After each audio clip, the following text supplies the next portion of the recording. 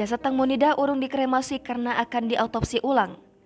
Aktris Thailand Tang Monida yang meninggal di Sungai Chao Phraya seharusnya dikremasi hari Sabtu, 12 Maret lalu.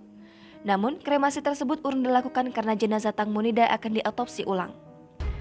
Melansir dari Kompas.com, autopsi ulang dilakukan atas permintaan ibu Tang Monida karena ia ragu mengenai hasil autopsi yang pertama. Keinginan ibu Tang Monida untuk melakukan autopsi ulang terhadap jasad putrinya karena menyaksikan siaran televisi yang berisi pernyataan petugas penyelamat bernama Tide. Tide mengungkapkan bahwa wajah Tang Monida jika baru ditemukan seperti terkena benturan benda keras bahkan membuat beberapa giginya patah. Namun, dokter yang melakukan autopsi jasad Tang Monida mengklaim tidak menemukan hal tersebut. Melansir dari Kamus Besar Bahasa Indonesia atau KBBI, autopsi memiliki pengertian pemeriksaan tubuh jenazah yang bertujuan untuk mengetahui penyebab kematian. Autopsi biasanya dilakukan oleh dokter ahli forensik.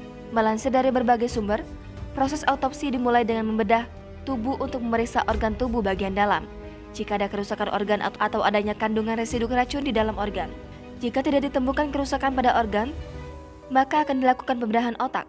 Hal ini untuk mengungkapkan bisa saja kematian seseorang berasal dari kerusakan di otak. Pemeriksaan organ-organ tubuh ini dilakukan dengan mata telanjang ataupun secara mikroskopis. Setelah dilakukan pemeriksaan, organ-organ tubuh pun dikembalikan ke tempat semula lalu dijahit. Setelah selesai, jenazah pun dikembalikan kepada keluarga untuk dimakamkan ataupun dikremasi. Jangan lupa subscribe, share, komen, dan like ya.